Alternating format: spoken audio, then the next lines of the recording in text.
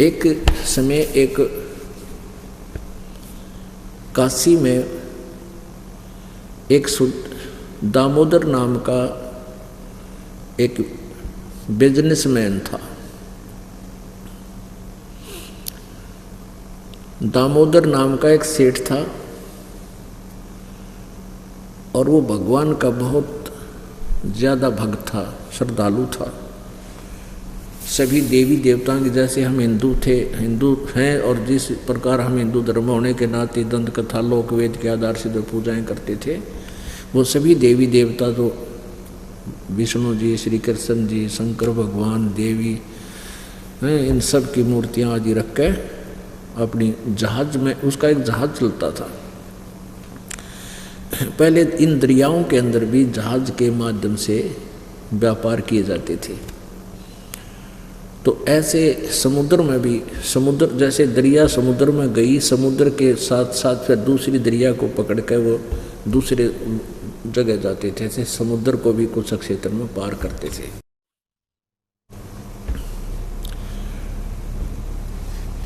एक दिन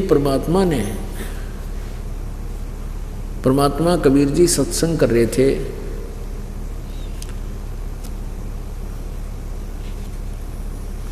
किसी मोहल्ले में, किसी कॉलोनी में, तो वहाँ उस सेठ दामोदर जी का घर था, आसपास में थोड़ी सी दूरी पे। तो जिसके सत्संग परमात्मा ने करना था, उस बहन ने उस दामोदर सेठ की धर्मपत्नी को, उस धर्मवती नाम था उसका, धर्मवती को भी आमंत्रित कर दिया कि हमारे घर आइए, हमारे गुरुजी आएंगे, बहुत बढ़िया ज्ञान सुनाते हैं।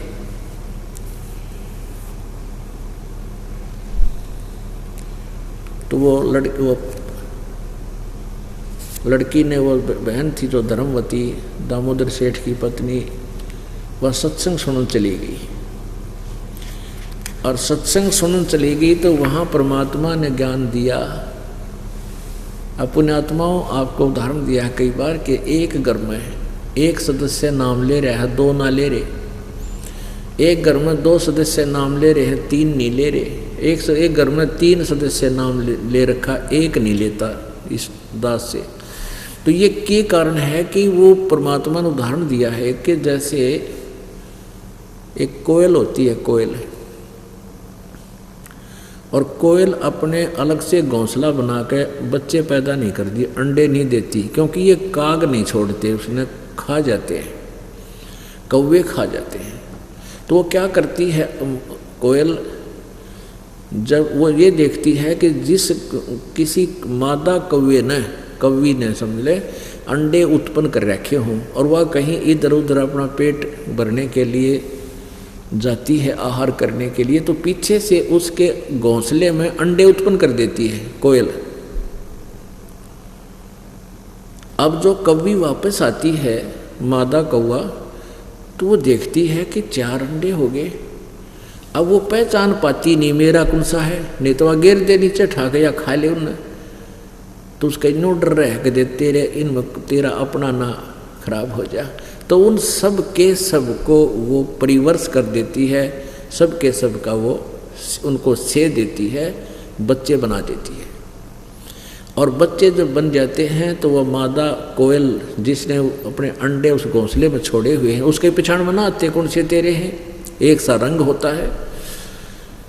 तो कुछ दिन के बाद वो बच्चे फिर उड़ने लग जाते हैं, ऐसे उड़ने लग जाते हैं।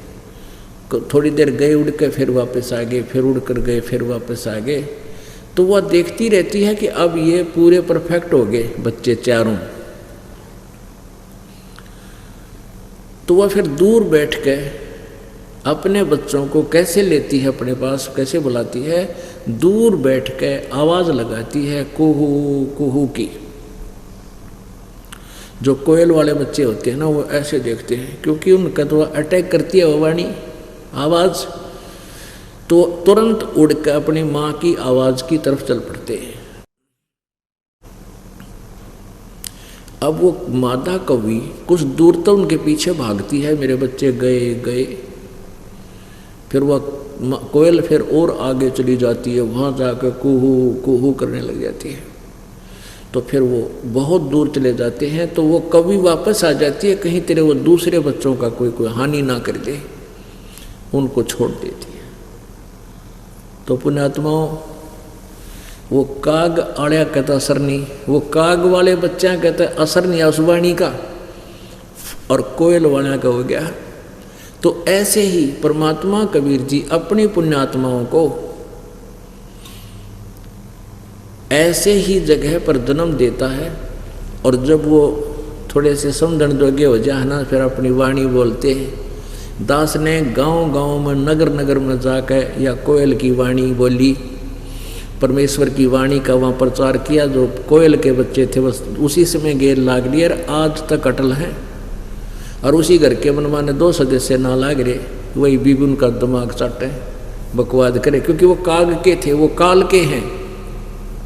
और जो परमात्मा के बच्चे थे वो आज देख लो यहाँ रंग लग गया। तो परमेश्वर कहते हैं सटदर दोनों दीन का, दिल में दोष ना धार, सतगुरु का कोई एक है, यू काल का सब संसार। काल ने तो अपने आहार के लिए बच्चे पैदा करवा रखे हैं।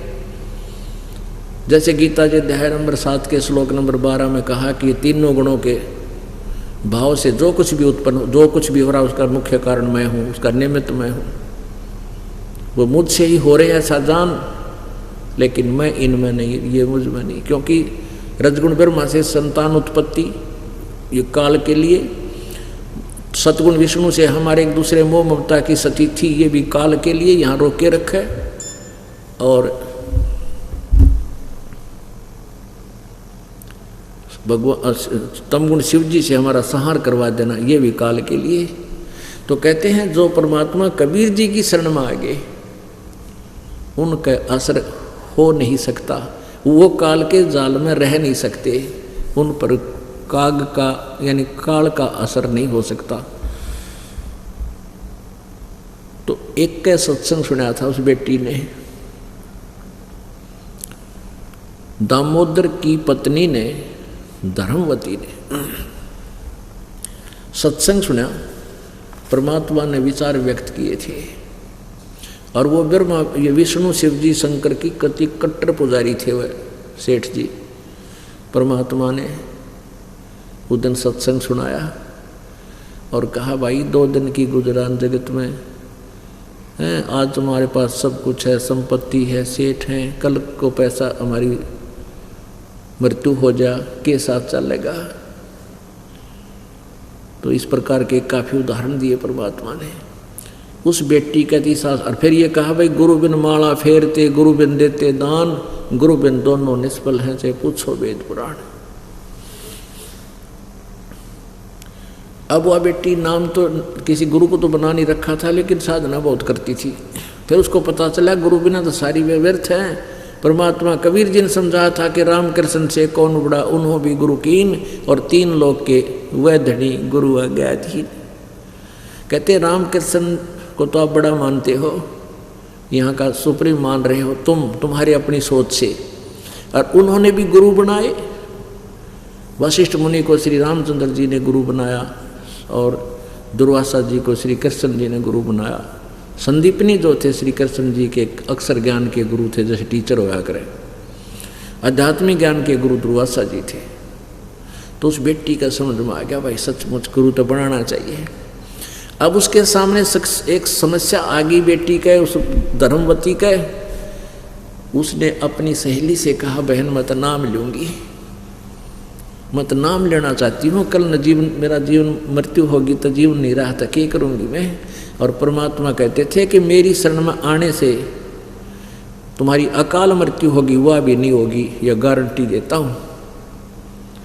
अब उस बेटी के इस बात का भी डर हो गया, क्योंकि ज्ञान जब हो जाता है ना इस जीवन का, मनुष्य जन्म के महत्व से जब परिचित हो जाता है, एक एक पल भारी हो जाए अच्छी आत्मा को, हे भगवान कहते मृत्यु हो जाए कल ने, और नाम बिना रह जाऊँ मैं।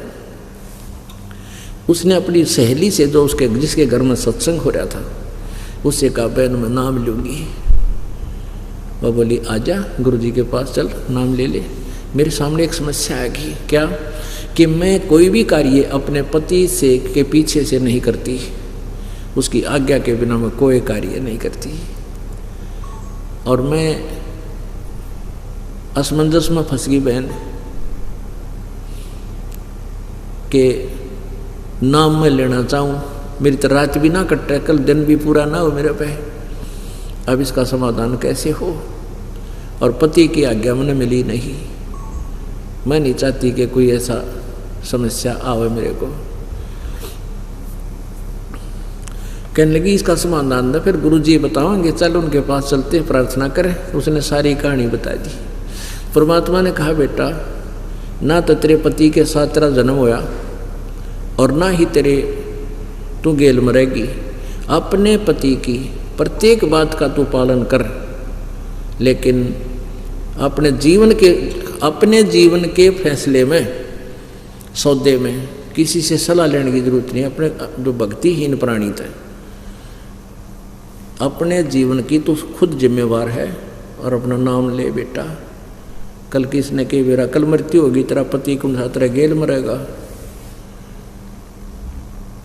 तनु बोलिए भगवान, नाम तो मैं लेऊंगी और यह इज्जत भी आप रखियो। रोज प्रार्थना करती मन मन में, है परमात्मा मेरे पति की बुद्धि बदलियो, कदे मेरे तो नाराज हो जाए। नाम ले की भक्ति शुरू कर दी। सेठ जी आ गए अपने व्यापार पर से वापस, तो उसने, और उस दिन भी सत्संग दे खेल मालिक का, उस दिन भी सत्संग मालिक नजर रखा। कहते सोशल छिद्र मैं करूँ अपने जन के काज। वहीं थोड़ी सी दूरी पर सत्संग था, उधर से सेठ जी आ गया। अब सेठ जी को खाना खिलाया, नहवाया, स्नान के लिए पानी दिया, काफ़ी समय लग गया। उसकी साथ की सहेली आई, उनसे उसने कह दिया कि बहन बाहर आकर बता दे, तुम बोलियो ना सेठ जी आ रहे हैं, मेरा दाव लगेगा तो मैं आऊँगी, तुम जाओ। वो सारी निकाल दी सर। अब वो खाना खाने लगा जब सेठ जी, तब उसकी पत्नी धर्मवती कहने लगी, अगदी मेरे ते गलती होगी, आज माफ़ कर दोगे। अब सेठ जी बड़ा धार्मिक विचारों का आदमी था, कहने लगा मेरी पत्नी ऐसी गलती कर ही नहीं सकती जो अक्षमा योग्य ना हो। अकना जी एक भूल बढ़ गई मेरे पे, मैंने अंदर तेन प्रार्थना करी है भगवान इज्जत रखिए, इसकी बुद्धि बदलिए गुरुदेव। कहने लगी जी सच्ची बता दूँ। कहा सच्ची ये बता कि या पड़ोस में ना उनका सत्संग हुआ था, उनके गुरुजी आ रहे थे, बड़ी कमल बढ़िया बढ़िया बात बताई। और गुरुजी ने कहे थे गुरु बिना मोक्ष ना हुए, और के मेरा जीवन काल किसका है कि ना है। और मैंने आपके आज्ञा बिना ये गलती कर दी, गुरुजी का नाम ले लिया, अपना रास्ते नहीं हो गए। अब वो धार्मिक आदमी होते हैं और फिर परमात्मा रजा बख्शते अपने बच्चों पे। उसके मन में जरा सा मलाल नहीं आने दिया और कहा कोई बात ना, भक्ति बहुत अच्छी बात, भगवान का नाम मत लिया है, इसमें बुरी क्या कर दी तने, इसमें क्या गलती कर दी, और के पूछना है तो अच्छी बात का के सलाह लेनी थी, बहुत अच्छा किया। और ये तो सब बहके हैं, गुरु बिन ज्ञान नहीं, गुरु बिन भक्ति मोक्ष नहीं होता, अच्छा किया आपने। अब उसने सोचा या बलाता टली भाई, चलो कोई नहीं, नाराजगी व्यक्त करी से। फिर सोचा कि ये एक ऐसा व्यक्ति है, एक बार ये सत्संग में चल पड़ेगा मेरे साथ और वहाँ के माहौल ने देख लेगा, तो फिर इसने कोई कुछ भी कहता रही हो, ये मानने कोई ना किसी की। और ये संसार ऐसा निकम्मा है, कोई न कोई निकम्मा आदमी इसने कह देगा तेरी पत्नी रात ने भी जा है और वहाँ ऐसे गुंडे है, फलान है, या तो बिगड़गी।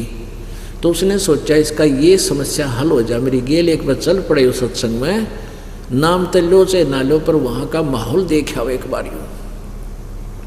तो उसने कहा जी आज गुरुजी का सत्संग है, और गुरुजी का संदेश आया था बेटी सत्संग में आइए, तो और मेरी सहेली सारी चली गई, मैं आपके आने से लेट होगी, आप मेरे साथ चलोगे सत्संग में। अब वो कहने लगा धर्मवती चलता मैं पढ़ूंगा, और मैं थका आ रहा, रास्ते में काफ़ी लंबा सफ़र करके आया हूँ, मैं जाते मेरे लटके आवेंगे, मेरा के सत्संग में जाना ना, आप चली जाओ, अपनी कोई सहेली न ले जाओ। ने बोले जी सारी जाली। आपने वो करियो, पाछे न बैठ जियो, नींद आवे तो लौट जियो, कोई ना नाटे। अब उसको पता था कि इतना भगवान आत्मा है, वहाँ चला गया तो सो लिया, फिर तो ऐसा सत्संग करते हैं गुरुदेव, नींद तो सौ को चली जाएगी इसकी। तो उसने सोचा रहा दुखी होगी, कोई बात न ले, चल पड़ता, अच्छा जी मैं चलता हूँ तेरे साथ। अब वहाँ परमात्मा ने सत्संग शुरू कर दिया। अब सत्संग के अंदर बताया गया भाई परमात्मा ने कहा ये सौदा फिरना ही संतो, यो सौदा फिरना ही, ये लोहे के सताव जाते काया देश राही। बहुत से लंबे लंबे मालिक ने विचार दिए कहने, और उस लाला जी की नींद आराम होगी, अरे तेरा गजब हुई हो। फिर उसके मन में यह शंका थी कि मैं पूजा तो करता हूँ विष्णु जी की, और भगवान विष्णु का तो मैं पुजारी हूँ, तो परमात्मा ने उसके मन की बात समझकर जो आंट लाग रही थी वो एक प्रश्न हल कर दिया। कहने लगे भाई कुछ भक्त प्रश्न करते हैं,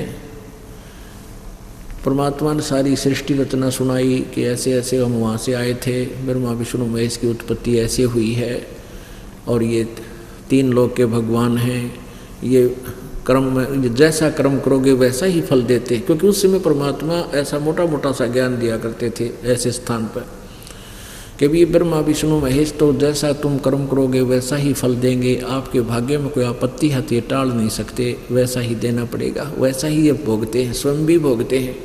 प्रमाण दिए, जैसे श्री रामचंद्र जी को श्राप दे दिया था नारद जी ने, मैं पत्नी के वियोग में दुखी हूँ, तू भी सारी उम्र ऐसे ही रहेगा। तो काफ़ी उदाहरण दिए, लाला जी के सारे फिट हो गए, भाई बात तो सच्ची है। तो कई भक्त परमात्मा कहते, कई भक्त ये प्रश्न करते हैं कि श्री कृष्ण जी ने ताम्रध्वज को, मोरध्वज के बेटे ताम्रध्वज को आरे से चिरवा के जीवित कर दिया था, तो क्या ये भगवान नहीं थे? कबीर जी कहते थे पूर्ण परमात्मा और है भाई, मैं उसी का संदेशा लेकर आया हूँ। अपनी ही डबल रोल करते थे, और कभी कभी कह देते थे हम ही अलखला हैं कुतुब गोस और पीर, गरीबदास खालिक दनी हमारा नाम कबीर। कहते भाई, और फिर परमात्मा ने फिर कहा कि हम उनसे प्रश्न करते हैं कि श्री कृष्ण जी ने अपने सगे भांजे अभिमन्यु को जीवित क्यों नहीं किया? वो नहीं कर सके, जबकि महाभारत के युद्ध में प्रथम दिन ही चक्रव्यूह में मारे गए थे। इकलौता पुत्र था, सुभद्रा रो रही थी, श्री कृष्ण रोए थे, 500 पांडव हाहाकार माच के उनका कुल नाश हुआ था। श्री कृष्ण जी वहां ठीक नहीं कर सके।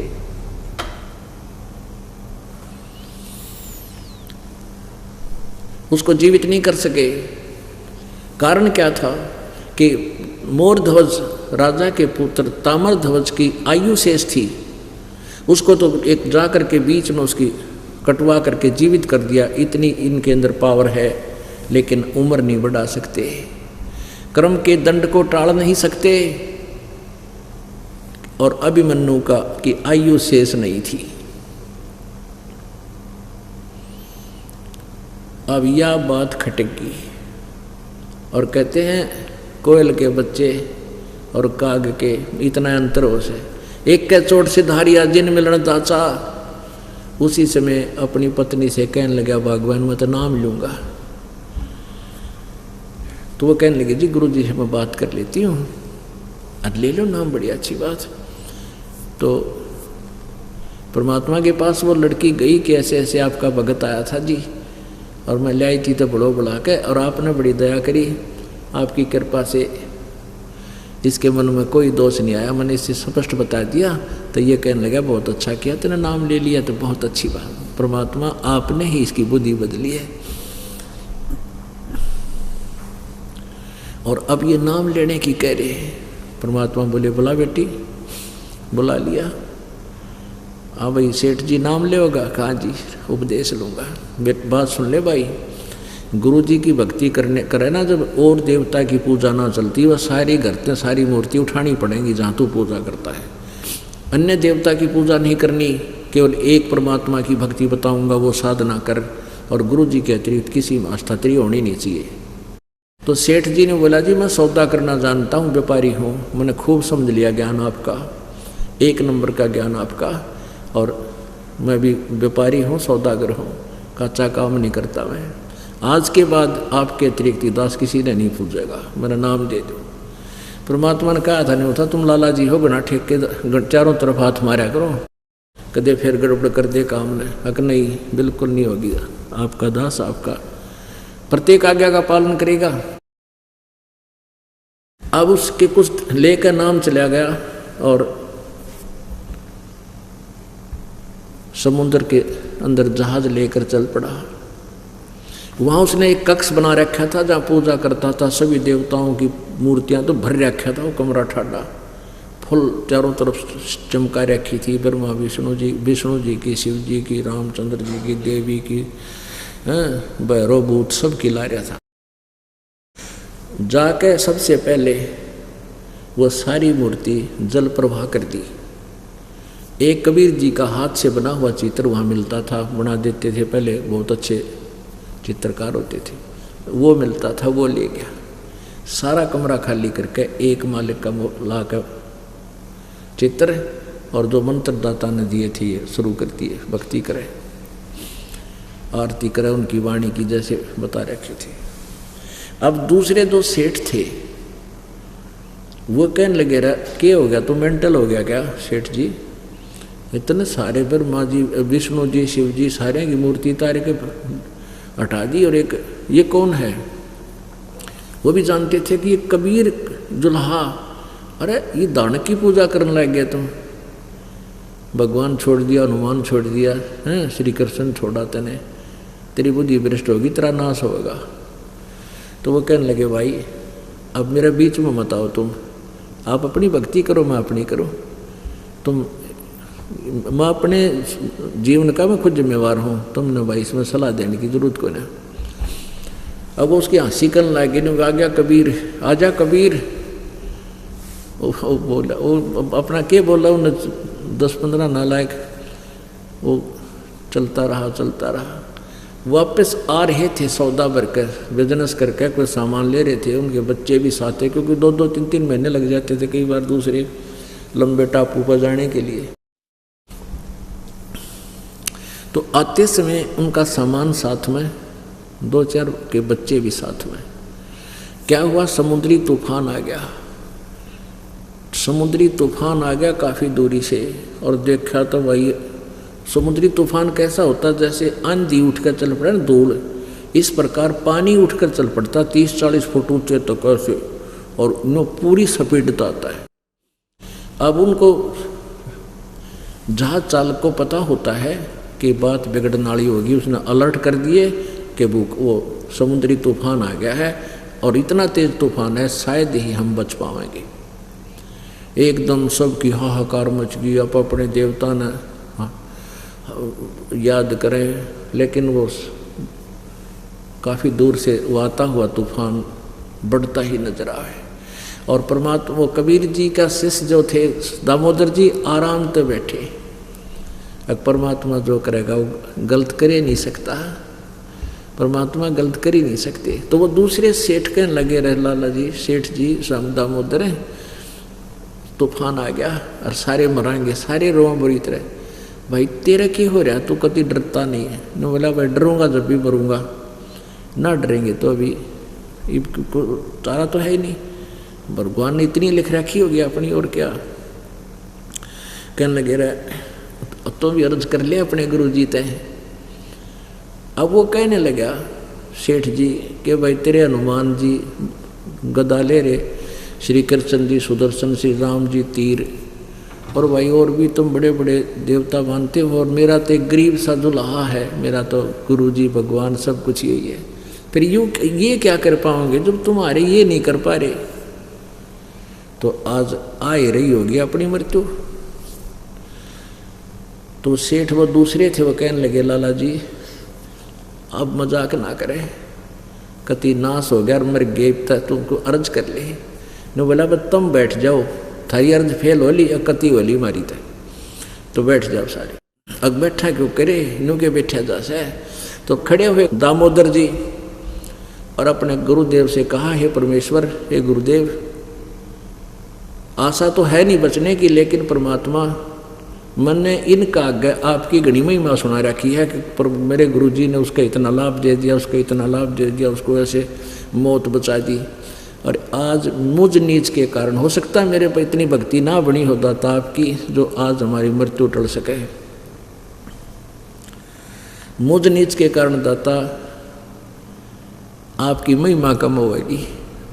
आज इस नीच ने आज बचा लो सारे जहाज ने, और बाहर जाते ही बेसिक मृत्यु दे दियो दाता, कोई ऐतराज नहीं। न्यू कह के और अचेत हो गया। वो अचेत हो गया तो इतने में क्या देखा है कि एकदम वो तूफान जो समुद्री तूफान था एकदम न्यू जाता दिखा जैसे बिल्कुल, और कति शांत हो गया समुद्र, हलचल नहीं रही, ना तो जहाज न्यू न्यू होने लग गया था, और कति एकदम शांत है। होय होय सतगुरु जो चावे सो कर ही, 14 कोट दूत जम डर ही, ऊत भूत जम त्रास निवारे, चित्रगुप्त के कागज पाड़े। वो चित्रगुप्त के कागज पाड़ दिए, ना मौत थी सारे की। अब दामोदर सेठ जी होश में आए और कति शांतर सब खुशी मना रहे, और उसने ने कहा जय हो दामोदर सेठ की, जय हो दामोदर सेठ की, आज जान बचा दी। दामोदर सेठ बोला भाई नहीं, मेरे कबीर भगवान की जय बोलो, उनकी दया से रक्षा हुई है। उधर से क्या होता, कबीर जी सत्संग कर रहे थे एक भगत के घर में, सर्दियों के दिन थे। कुछ भगत ऐसे होते हैं जिनका कुछ विश्वास होता है कुछ ना होता है, वह भी बैठे थे। 50-60 भगत बैठे थे, परमात्मा सत्संग कर रहे थे, आसन पर बैठ के। थोड़ी देर में क्या किया मालिक ने, ऐसे कर ऐसे कर दिया। वो तंत्रयामी थे कि सामने वाले 2-3 मूर्ख बैठे, इनका यकीन कोई ना,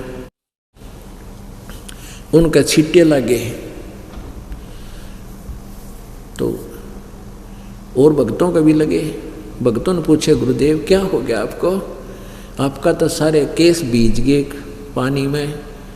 परमात्मा कहने लगे कबीर जी के दामोदर सेठ का भाई जहाज डूबा था, उसको बचा के आया हूँ, नहीं तो नाश हो गया था। उसने पुकारा मेरे को हृदय से।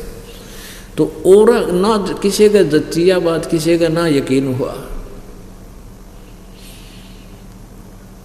और नो सोचे गुरु जी यहाँ बैठे, पसीने आगे होंगे, शब्द गाँव में थे, सत्संग कर रहे थे हैं, और वैसे ही कह रहे थे। तो वो वहाँ से जहाज के लोग चलकर आए, 2-3 दिन 4 दिन लग गया, हफ्ता लग गया। उस दिन भी सत्संग कर रहे थे परमात्मा किसी के घर में, और वो सारे वही, क्योंकि उस समय थोड़ी सी संगत होती थी, जहाँ सत्संग होता था सारे आ जाया करते काशी शहर के।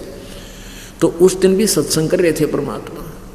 अब दामोदर सेठ जी सीधे कबीर जी की कुटिया पर गए, साथ में वो सेठ जितने और थे वह भी कहने लगे हम भी आपके गुरु जी का नाम लेंगे। आज तो हमें पता लग गया वो परम शक्ति है। तो सारे 10, 15, 20 जितने जहाज में व्यापारी थे वह और दामोदर वहाँ पहुँच गए, कुटिया पर गए। कुटिया से पता चला झोपड़ी से कि वहाँ उनका सत्संग हो रहा है, वो वहाँ पहुँच गए। बाहर आकर जय जयकार कर, जय हो कबीर जी की, जय हो कबीर भगवान की, जय हो कबीर जी की। अब जान बची, लाखों पाए। परमात्मा को तो पता था। पूछा रहा देखना बाहर क्या शोर हो रहा है, सत्संग कर रहे थे। एक भक्त दामोदर जी को जाने था, उसने कहा जी दामोदर सेठ आ रहा है, उसके साथ 10-20 भक्त हैं, लाला जी आपके दर्शन करना चाहते हैं। बोला वे बुला ले। आगे सारे नौकर, हे महाराज आपने हमारी जीवन बचा दिया है, महाराज हमारी जिंदगी, हमारे बालक बचा दिए, सारी जिंदगी आपके हाथों में, आपके द्वारा दिया हुआ जीवन है। परमात्मा बोले रे क्या बात भाई बताओ। तो वह राम कहानी बताई। तब उन बुद्धवा का कलाई जोड़े बैठे थे, न्यू गए थे, परमात्मा ने कहा था कि मैं उसका जहाज बचा के आया हूँ। तो सारे उन सेठों ने भी नाम ले लिया, और परमात्मा का इस प्रकार ऐसे अपनी समर्थता का दिखा करके प्रभु ने 64 लाख शिष्यों को उपदेश दिया था आज से 600 वर्ष पहले। रे नल नील यतन कर हार, तब सत गुरु से करी पुकार। रे नल नील यतन कर हार, तब सतगुरु से करी पुकार।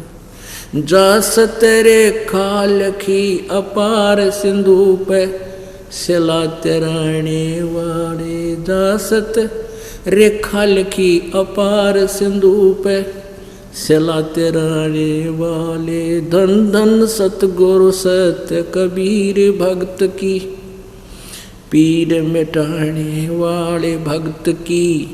पीड़ मिटाने वाले भक्त की, पीड़ मिटाने वाले। धन धन सतगुरु सत्य कबीर भक्त की, पीड़ मिटाने वाले। दामोदर सेठ के ओवत आकाज, अर्ज करी डूबता देख जहाज। दामोदर सेठ के ओवत आकाज, अर्ज करी डूबता देख जहाज। लाज मेरी रखियो हो गरीब नवाज, समुद्र से पार लंघाने वाले। लाज मेरी रखियो गरीब नवाज, समुद्र से पार लंघाने वाले। धन धन सतगुरु सत कबीर भक्त की, पीड़ मिटाने वाले भक्त की। पीड़ मिटाने वाले भक्त की, पीड़ मिटाने वाले। धन धन सतगुरु सत कबीर भक्त की, पीड़ मिटाने वाले। डसी सर्प ने जब जा पुकारी, इंद्रमती अकुला। डसी सर्प ने जब जाए पुकारी, इंद्रमती अकुलाए। आपने तुरंत करी सहाय बेरोली, मंत्र सुनाने वाले। आपने तुरंत करी सहाय बेरोली, मंत्र सुनाने वाले। धन धन सतगुरु सत कबीर भक्त की, पीड़ मिटाने वाले भक्त की। पीड़ मिटाने वाले भक्त की, पीड़ मिटाने वाले। धन धन सतगुरु सत कबीर भक्त की, पीड़ मिटाने वाले। कह कर जोड़ दीन धर्मदास, दर्श दे पूर्ण करियो आस।